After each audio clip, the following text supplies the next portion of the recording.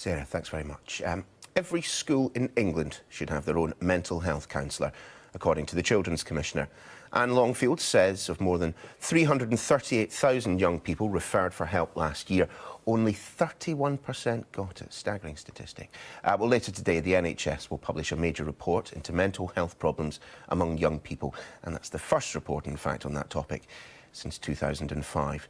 Caitlin Dews is 18 now, but she says her anorexia began when she was around 11 years old. Now, that led to her suffering from mental health issues, but with the support of her family, she's now working with charities to improve services for young people, and she joins us now from her home in Malton. Caitlin, thank you so much for joining us this morning. We really appreciate it.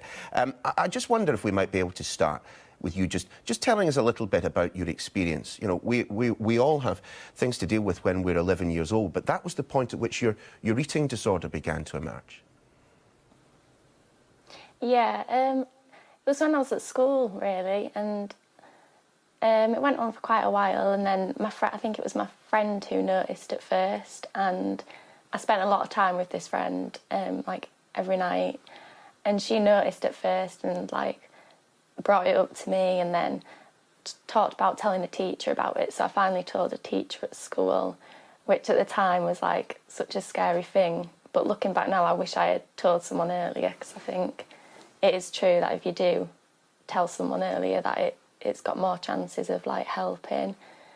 So yeah, then they, like, told my parents, obviously, and they referred me to CAMHS, but I didn't get an appointment for maybe like a year or something. It was ages until I got an appointment and spoke to them.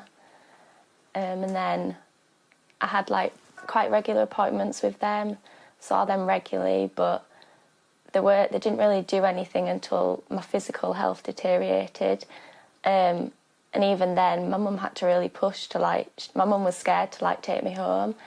She was scared what was going to happen, so she said, like, can you take her, like, into hospital? Like, that must have been the hardest thing to do for her, but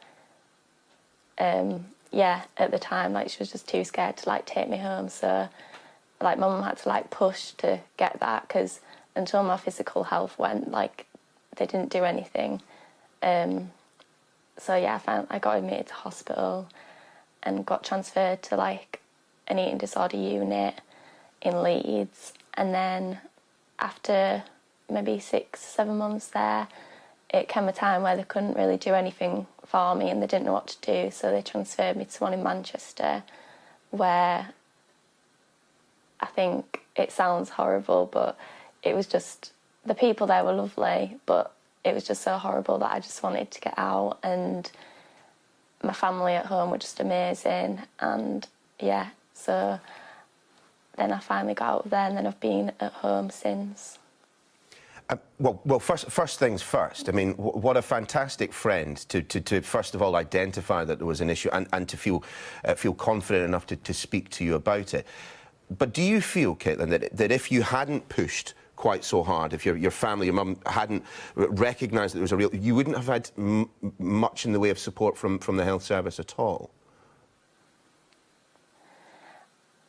Yeah, possibly. Like, I don't want to, like, put them down or anything, but no, of course not. We did have to, like, push for the, we did have to, like, push for the help, and, like, my mum did have to, like, they had to push to, like, actually get more help from, like, specialist units and things, because they just, like, kept sending me home, but my mum knew, like, how dangerous it was.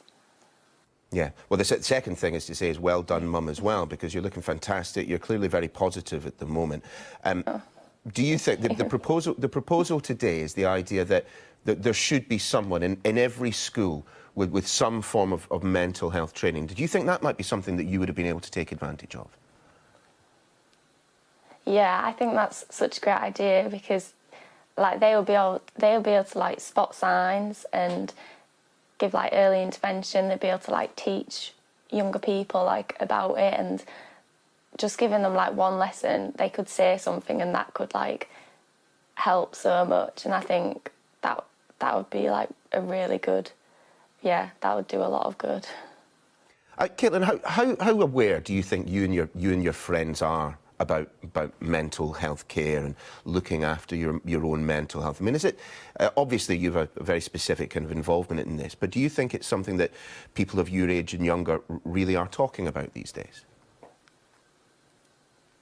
I think it's becoming more talked about now, but there's still a lot of stigma around it, and especially with eating disorders, I know people think that you have to be a certain way, and it's not at all. Like, it's completely, like, it's an invisible illness. Like, mental health is just, like, invisible, and you could look okay on the outside but not be at all. But I think people are starting to talk about it more.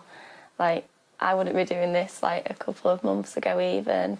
I think, yeah, the word, like, people are speaking about it more, but there's still a lot of stigma that needs to, like, be helped and removed.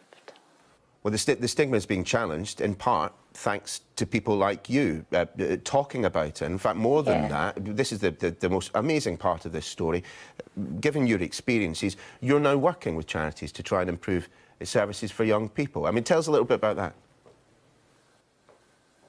Well, I just, like, went onto, like, the Beat website mainly and, like, saw, like, how I could, like, help and, like, just, like, talking about it, or even just, like, I want to, like, start, like, fundraising for it. And I've looked into, like, one of the skydives, and I know my brother really wants to do that as well, so hopefully we might, like, in the future, like, do a skydive for Beat together. But yeah, I just want to, like, help raise awareness and, like, so that people can, like, talk about it. And I know there's so many people that suffer, and yeah, I just want to, like, try and help people through my own experiences as well.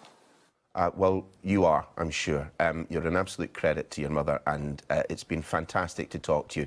Really appreciate you sharing your experiences this morning, Caitlin. Thanks for being with us. Thank you. Thank you. Remarkable young lady. Still to come, we've got the Sport with Jackie.